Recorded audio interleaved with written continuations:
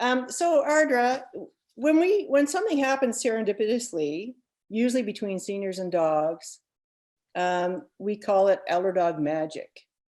And that's a term I'm sure quite a few people have heard. Can you describe what that means to you and maybe give an example? Yeah, it's a lovely term, and I'm glad you mentioned serendipity, because it's not like abracadabra magic. It is very much like serendipity that happens time and time again in ElderDog. And it's to me, it's how the world works in these wonderful, wondrous, inexplicable ways.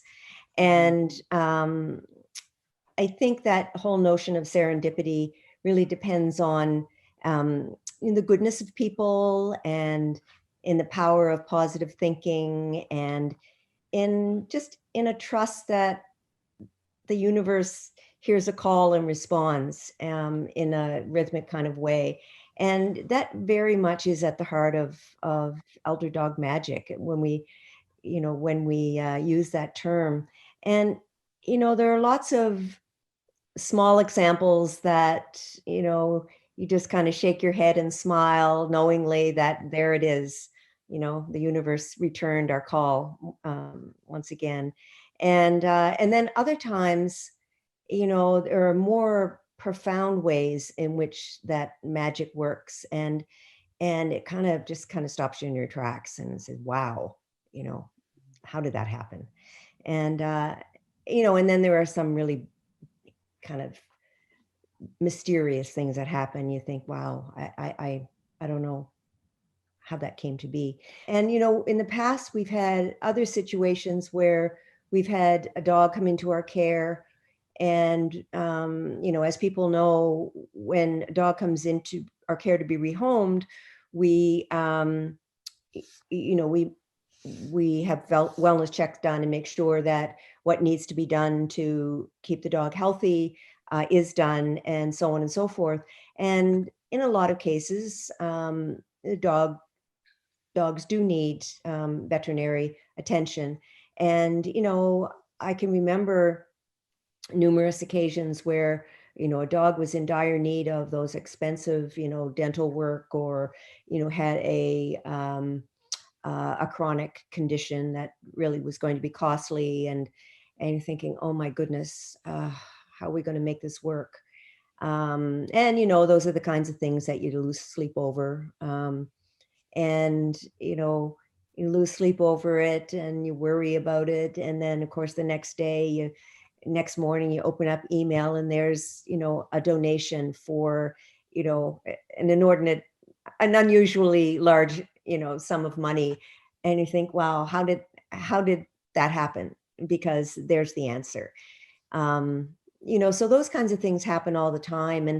And one of the most heartening ways in which ElderDog magic works is when we have a dog, say in Edmonton or Vancouver, who is in need of a home, and there aren't any homes available. The dog's been in foster, and lo and behold, someone in New Brunswick or Nova Scotia is in waiting for that particular kind of dog. And you think, okay, that's a long way, but we'll figure out how to transport. And then everything lines up, and all of a sudden there is this, it's kind of like a relay of volunteers and supporters who take that dog from one coast to the next coast, and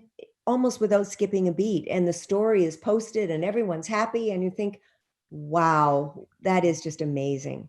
So those are some examples that really, they defy logic in many ways. They're just rooted in the heart of ElderDog, and they're rooted in goodness and positive action. And that's, to me, what the magic is all about.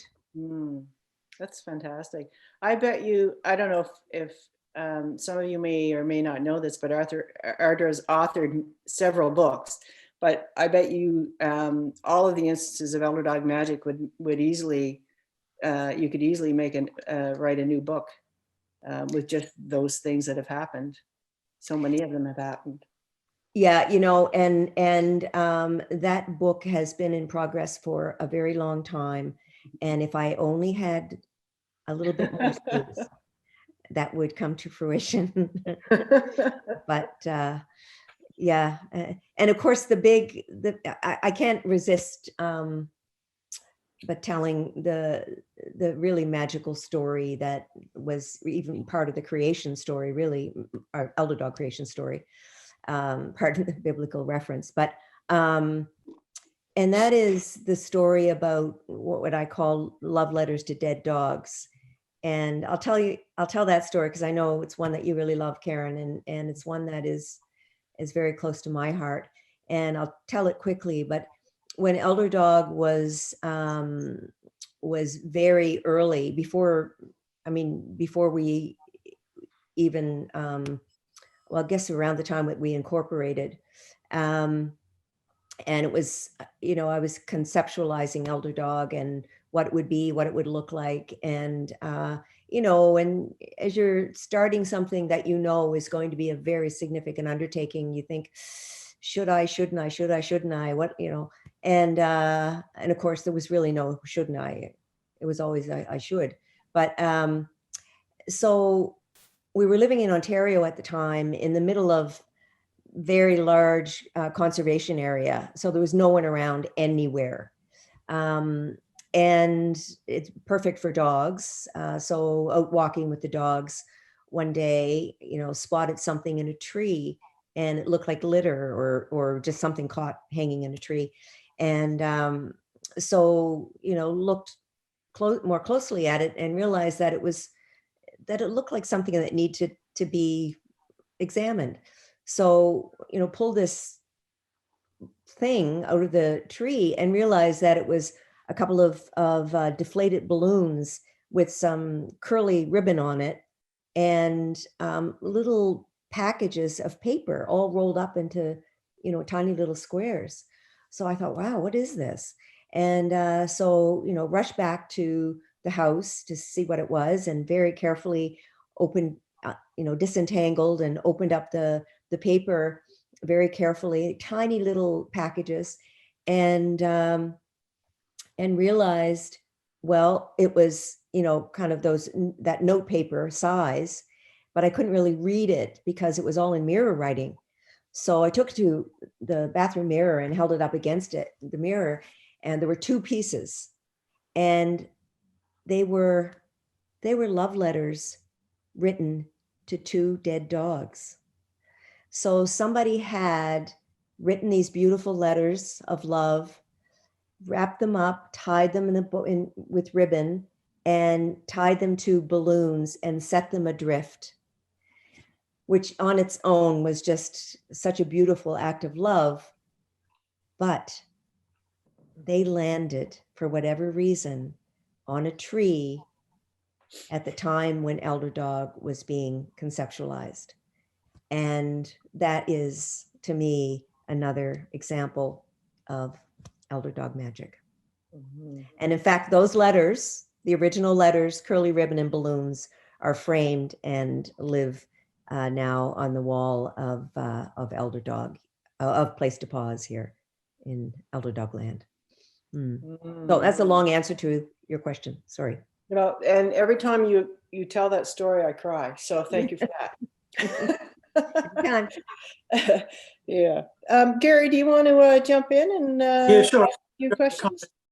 Yeah, sure. I'm going to comment on Ardra's the story about the balloons and the mirror writing. I was Place to Pause yesterday and took with me a person, a tradesperson, or two tradespersons. And the woman read that story yesterday, and tears streamed down her cheeks, and she said, wow, that's so intense. She was incredibly moved by that story, by the story implied in the two mirror image texts that Ardra just talked about. Mm. Okay, so over the last 6, 7, 8 years, I've often prepared the IDs. I'm not doing it currently, but in the IDs, of course, there's the ID image, a card, and then there's another card that has, in case of emergency, da da da da da, and on the back it has the credo. So I have a question for Ardra that's related to the credo. So the credo is something that Ardra worked on right at the beginning, and it's formed an important guiding document for everyone who volunteers with ElderDog Canada and everyone who serves senior people and their canine companions. So in my mind, for everyone who serves ElderDog, it's really, really important to have an understanding of what this credo means and how these values can play out. So I think that's really, to have some sort of understanding about them is really essential. So I might want to ask you, Ardra, can you tell us why the values as expressed in the credo are such a cornerstone for the work of ElderDog Canada? And why is it important that every volunteer and member abides by the values of the credo? Good question. Yeah, you're right. The credo was probably one of the first articulations of ElderDog that I created. And I think it's because the credo is our moral compass, put it simply. And the qualities that are reflected in that credo are qualities that we live by and that guide us in our work, in all aspects of our work, whether that's work with an older dog, an older adult, with one another, with people in the community. Those are the qualities that guide us. And I think that it becomes increasingly important that people are aware of and adhere to those, because we are a very complex organization, and that complexity increases as we grow. And some people, especially those who are new to ElderDog and haven't had an opportunity to really understand the complexity of ElderDog, might think, well, we're a dog walking service, or we're, we are a rescue organization, and, we're not a rescue organization, and, we do walk dogs, but it's part of a much larger commitment. And so it's really important that people understand that those qualities really do guide everything we do, our principles, our practices, our programs. Everything can be tracked back to those qualities. And ElderDog at its core is based on the belief in positive action, compassion, and kindness, and as well as other positive qualities, and that if we adhere to those qualities as reflected in our credo, then that can make each one of us a better person and make the world a better place. And so it's, I really hope that people take those qualities seriously and take the time to understand them and what they might mean, because it is a daily reminder of what we do and why we do it. And if we don't adhere to those fundamental values of our organization, we have gone off track. And so, coming back to the moral compass piece, that does keep us, that credo keeps us moving in the right direction and guides our actions. Does that answer your question, Gary? Yeah, that's good. So related to this and sort of extend it a little more, your tasks as founder and leader of ElderDog are actually often a lot more complicated, and full of busyness than I think most people would ever imagine. Mm. So what I'm wanting to know is how does the credo and the general kind of organizational ethic that gets displayed by people like you and others, how does it provide guidance in leading volunteers to do the very best work possible for them in the field? Mm. Yeah, well, very much in line with what I was just mentioning. I mean, it's my core moral compass as well, right? And I think it's really important to have that daily reminder and have something very basic, very principled, because I think everything we do is a principled practice or a principled decision. And so I can always go back to, when making difficult decisions, always go back to our credo, or in the case of our organizational ethic, which I can speak to in a minute.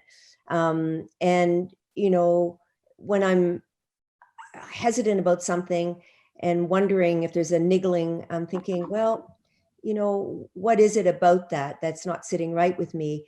And maybe it's an issue of quality of life. Maybe it's an issue of respectfulness, or maybe we're not respecting the dignity of either a person or a dog in need. And so, it's a place to turn to, that credo. I find it does help me in making very difficult decisions. These are difficult decisions related to volunteers, related to dogs in our care, related to decisions about being able to take dogs into our care, and so on and so forth. So we can't work in a haphazard way. We have to be guided, and the credo does guide me in.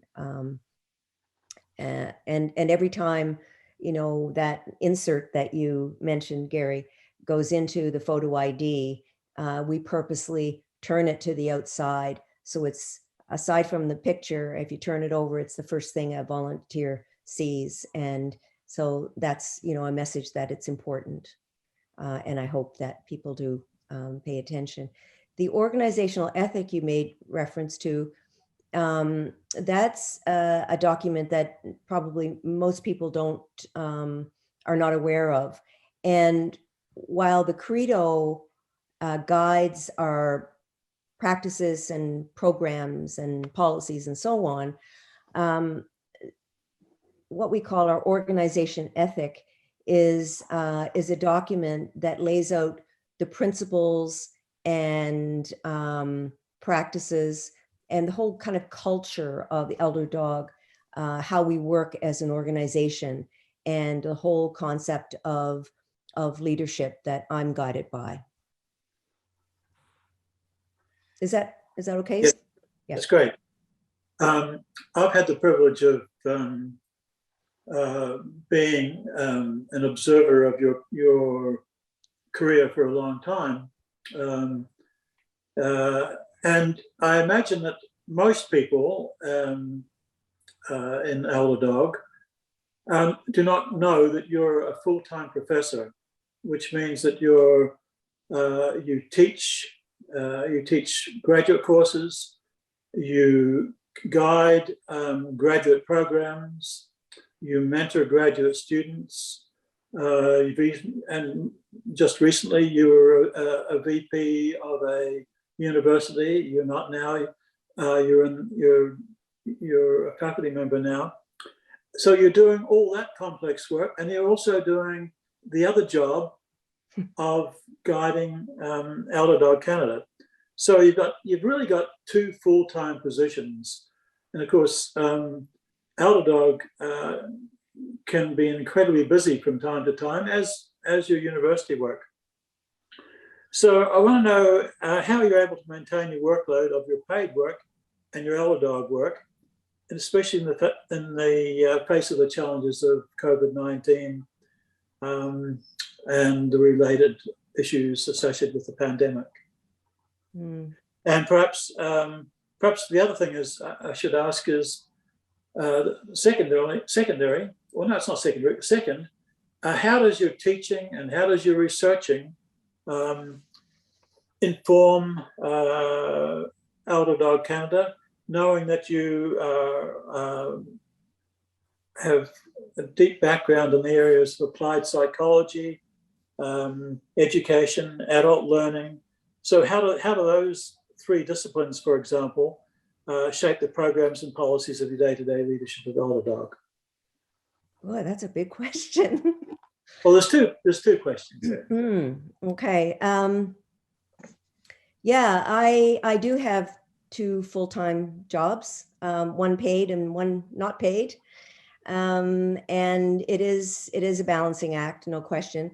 The short answer is that's all I have time for. I have no life outside of ElderDog or my university work. I often say that I just toggle back and forth between the two.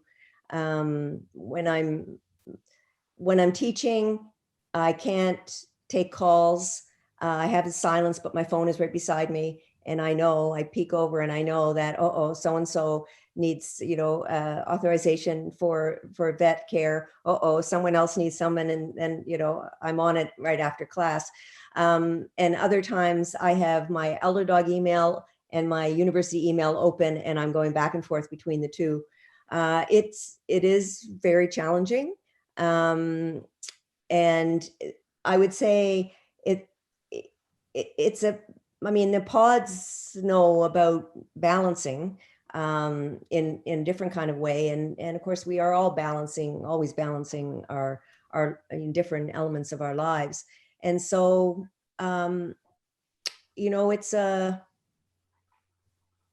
it's I wouldn't say 24/7, but it's probably 14/7 for sure, work days. And the pandemic is kind of interesting because while it was a real growth spurt for us as more people stayed at home and had some time that they wanted to help people in their community and volunteered with ElderDog. And so that was an enormous addition to everyone's workload in terms of, responding to applications and mentoring and so on and so forth, starting up new pods. I guess the fortunate thing for me is that I was able to work at home. And so I live about an hour and like a 3-hour two-way commute from my work. And so being able to work from home made it a whole lot easier for me to, I guess, respond to the additional work of the pandemic related demands.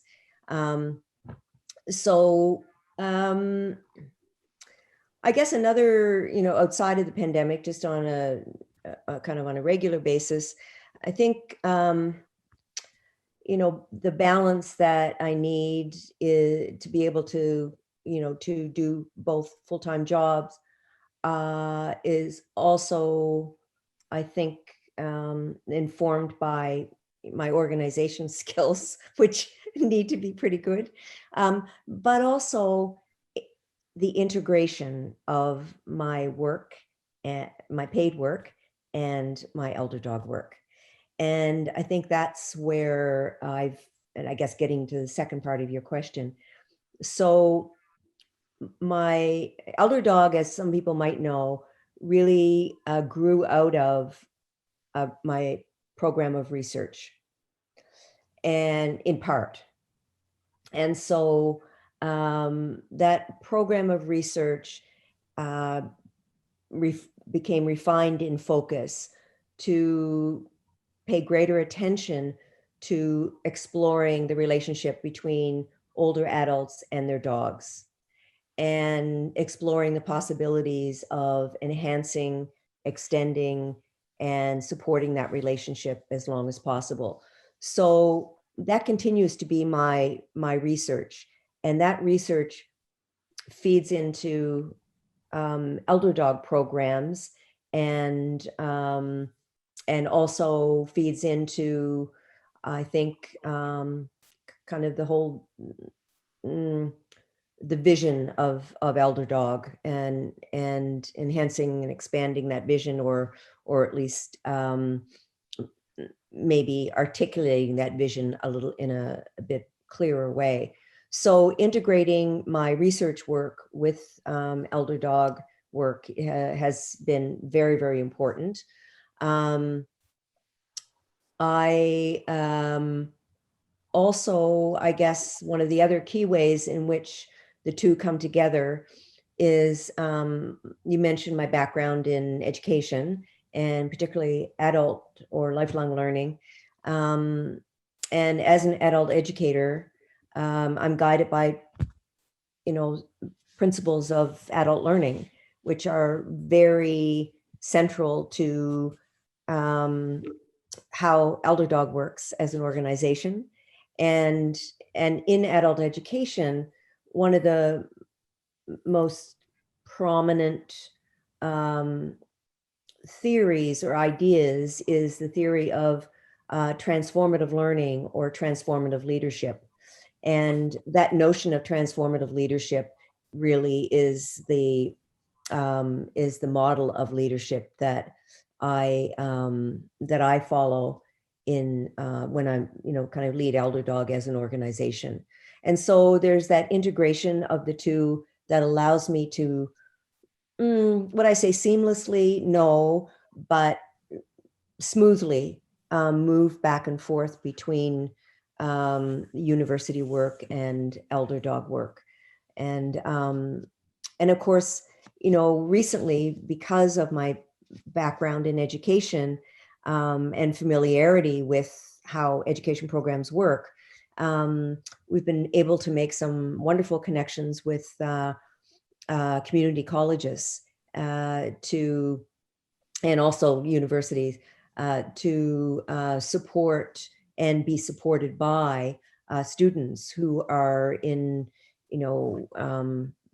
graduate and certificate programs related to ElderDog's work. So, there are lots of connections there that help with the, so it's not like I'm completely changing hats all the time.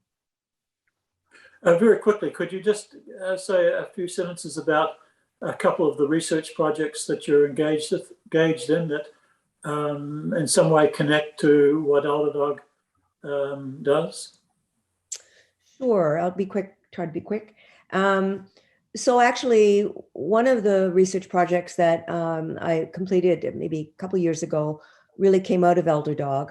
And that was, so the kind of research I do is very qualitative and artful in many ways. And so there, I'm quite familiar with the significant body of literature on the important role that dogs play in seniors' lives. And mostly those, that literature talks about the benefits of dogs to older adults. And that's all true. We couldn't argue with any of that. It's all true. However, on a day-to-day basis through ElderDog, the older adults we support, the older adults we talk with, don't talk about the benefits. They talk about the relationship.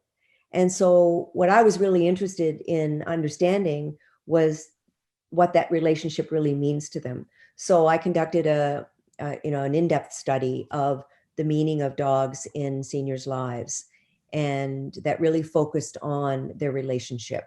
And so that's one example.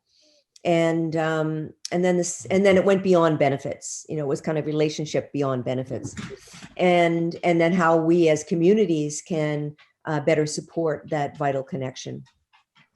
And then the second project, it was my more recent project. It was one that I conducted in collaboration with a continuing care facility and they were interested in exploring ways of enhancing the presence of dogs in their facility across the continuum of care, and wanted me to work with them to help develop models that they could use to welcome canine residents. And so I worked with 2 of our elder dogs in Halifax area, and one dog who was already a companion of one of the workers in the facility, and who went to work with her every day. And I followed these dogs. They weren't residents, but they spent a lot of time in the facility, just doing their thing. And my job, working with a couple of research assistants, was to watch what the dogs did, and the decisions they made, and the interactions they had with staff, visitors, and residents. And then from that, developed some models of continuing care, which went from supporting dogs to live in residence with people who are in an independent living, much as our dog care support program, but within a facility, to enhanced visiting with elder dog support for residents who had more complex care needs. So that's great. Thank you. I want to ask another question, but I'd like to check with Karen about timing here. So we're coming up to an hour, but let's finish our questions, and then I'm sure everybody would like to stay and ask their questions, and if they don't want to, they can leave. Okay. So go ahead, Gary. So I'm sort of going to turn the tables on you, Ardra. One of the things that you've done in much of your career is being a life historian. So you've studied people's lives and so on. So I want to ask you, how has your family upbringing, your personal and your familial history, shaped your vision for ElderDog in the past and the present and into the future, perhaps? Yeah, family history question.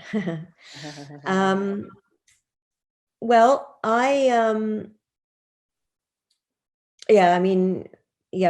who we are now is very powerfully shaped by, where we came from, for sure. So, I grew up in a family of very, very modest means, but with a mother who was, a mother of the times, in an era where most women stayed at home to raise families before some went back to work after the families were grown. And my mother was part of that era. And what happened was she, while she was part of that era, when she stayed home, she wasn't home very much because she devoted her life to volunteer work. And I was the youngest and the only girl in the family. And so whenever my mother was working on a volunteer basis, and she was involved in so many organizations, from school to Red Cross to church to, well, just, the gamut. And so there we would be, I would go in tow. And so I was part of her volunteer work from the time that I was, able to kind of keep up with her. And so, that value of volunteerism and giving back to community was instilled in me at a very young age. And and then, as I got older, the more involved I became, working alongside Mom, not just accompanying her. And so I think that's really at the heart of the commitment to volunteerism. And of course, you know, I'm so committed to ElderDog being 100% volunteer run organization.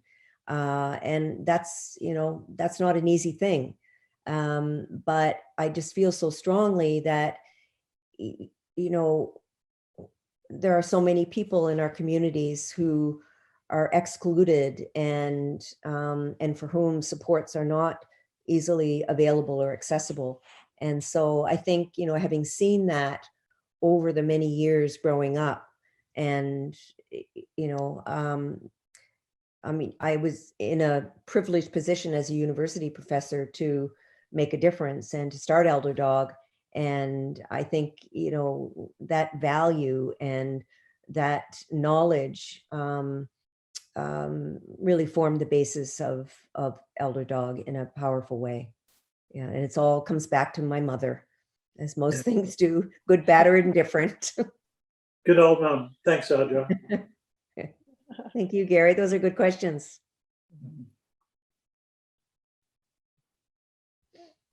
Can I jump in? Of course. Thank you. Ardra,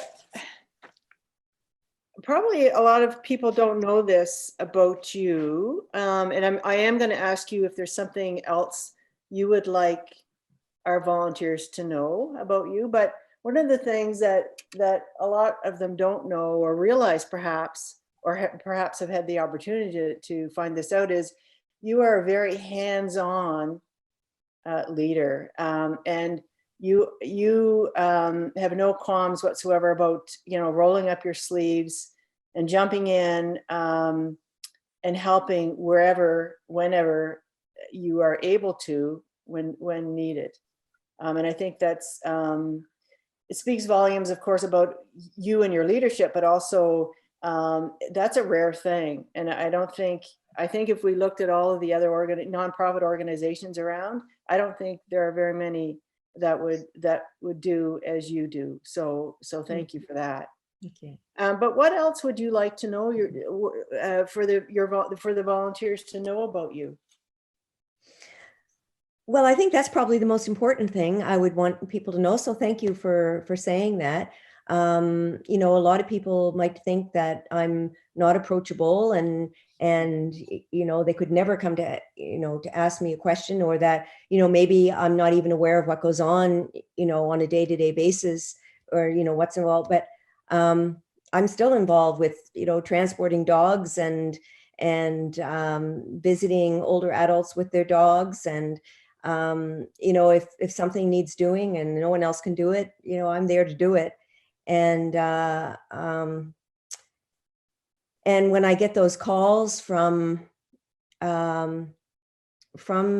pods, or those texts, or whatever I get about, or a message about a dog who has passed away, I cry over every one of them. And I know that Tanya and I had a good cry together over a dog we just lost. And so, you know, I would want people to know that I'm very much on the ground with my sleeves rolled up, and my heart is very much into ElderDog. Sometimes you know, I don't have the space to, you know, to write that book. I don't have the, you know, space to do some of the things that I like to do. And I get caught up in kind of administrative work and mainly, you know, doing things like approving, you know, vet costs and those kinds of things. And those are all really, really important for the health and well-being of our organization. But my heart is in ElderDog with the day-to-day goings on, and with knowing the difference we make. You know, as we grow as an organization, I'm become increasingly removed from that. And when someone sends me a story, or just says, you know, we have this new dog and we're supporting this new dog and here's the story, I tell you, it's worth so much because it connects me. And, I really want that kind of connection, and I'm very, approachable, and yeah, so that's what I would like people to know. Fabulous. Thank you. One final question from me, and then we're going to move to the floor. But speaking of growth, as we move forward, what excites you about the possibilities and realities of ElderDog moving forward, and what do you hope we'll look like in 20 years? And what do you think our biggest challenges will be? Well, I think I'll start with the exciting possibilities and opportunities. I think we have grown exponentially as an organization, which to me speaks to both the demand for us, our uniqueness, and the demand for what we are able to provide. And also, when you look at the number of volunteers who register with us, we're well over 3,300 now who are quotes active. It's clear that there is a strong interest in supporting the work that ElderDog does.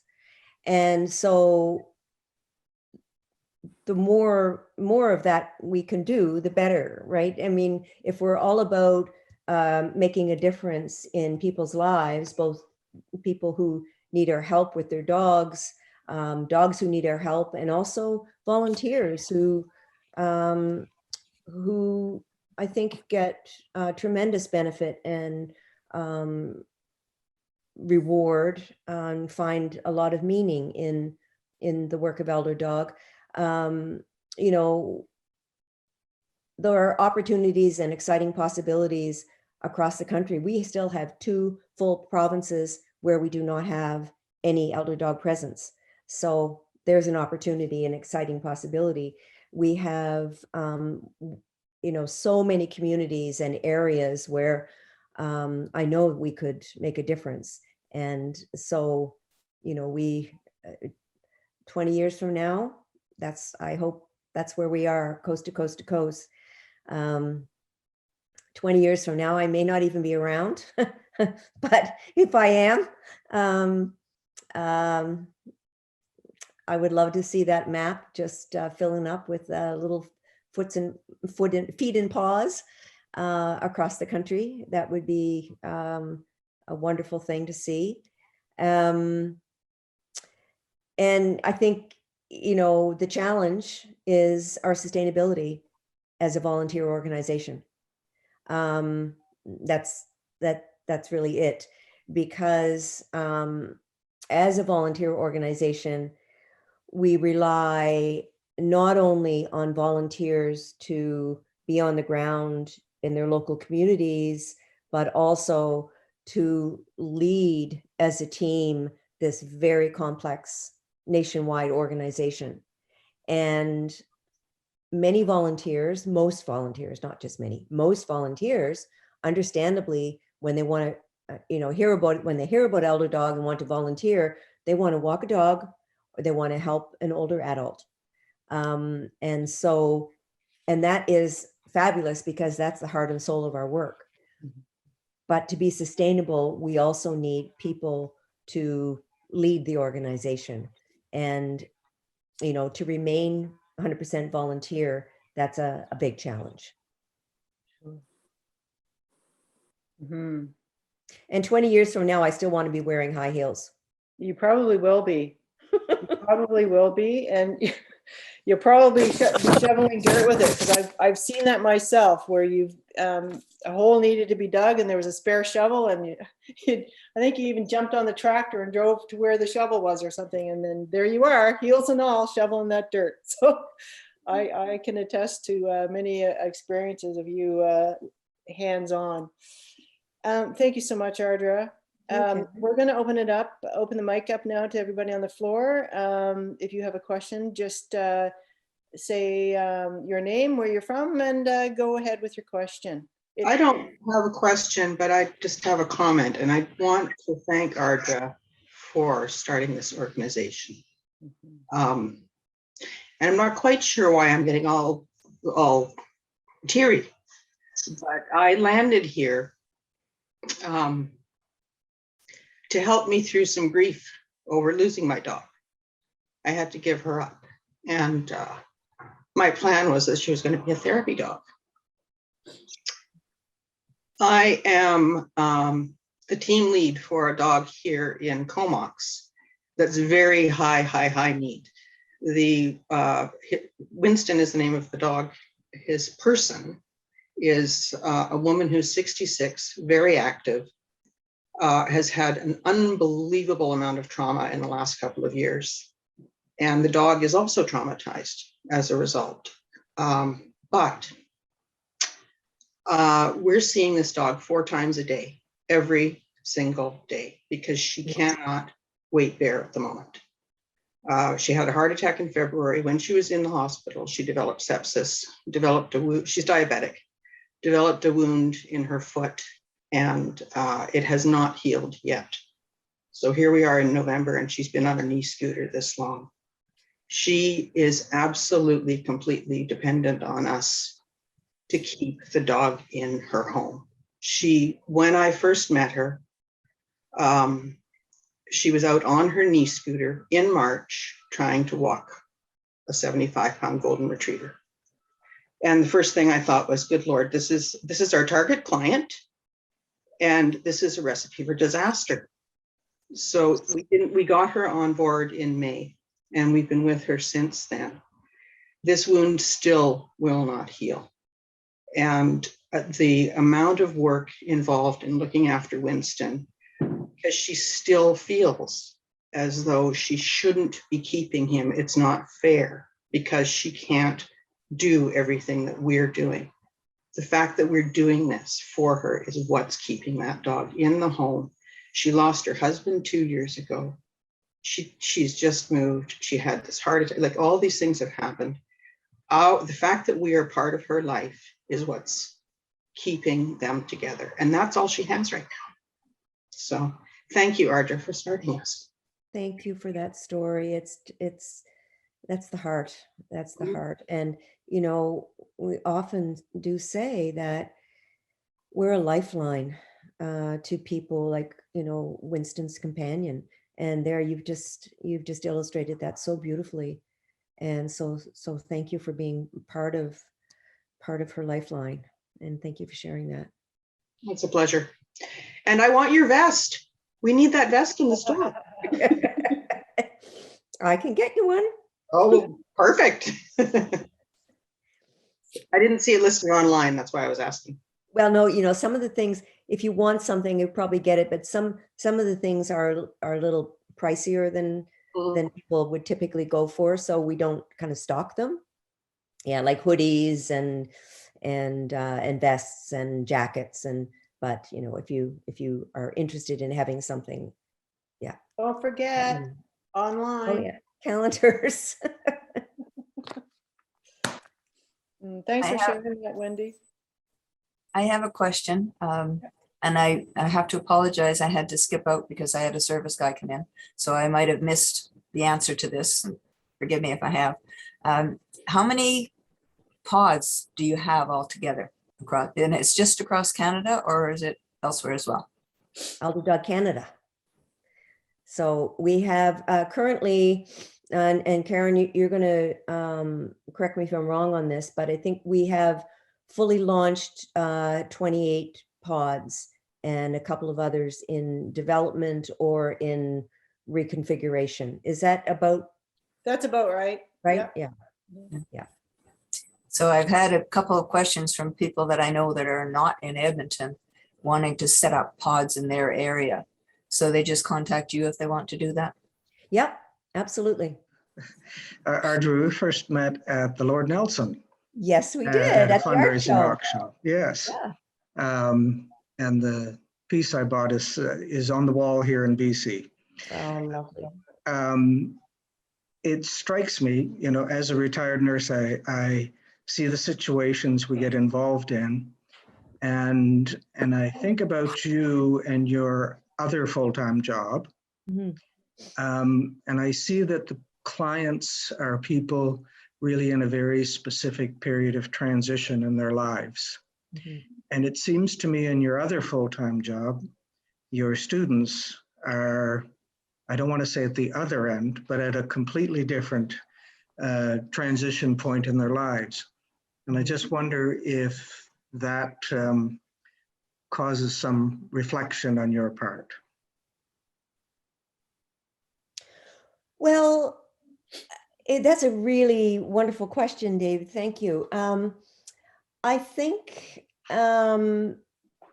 experiencing both of those kinds of situations, they have the commonality of requiring, demanding a level of compassion and empathy and capacity to listen and so on and so forth. And that has been underscored in the last 18 months where, students are having an inordinately difficult time, with all pandemic related things, whether it's working from home as a single parent or being an international student and not being able to be near their family for, and having lost family members. It's just, and so I think there are a lot of commonalities in what it demands of me as a person in whatever role that I'm in. It's in a leadership role, whether it's, teaching or ElderDog. And so I think that's where those things come together. And they just, because I teach in part, not always, but part of what I teach has to do with aging and lifelong learning. I bring my ElderDog work into that particular course. And, students also see the parallels between their experiences as much younger people, although some of them are not all that much younger, and older adults living in communities under other circumstances. Does Thanks that very get at your much. question, David? Yeah. Thank you. Thank you. Okay, well, if I think we did pretty good. It's only been an hour 15. Wow. Gold star, Dr. Cole. Thank you. Thank you for the opportunity. I was wondering how this would go, but thank you for the opportunity to, dig into ElderDog a little bit and make some of what is behind the scenes a little bit more explicit. Thank you so much, everybody. We'll call that a wrap, I guess.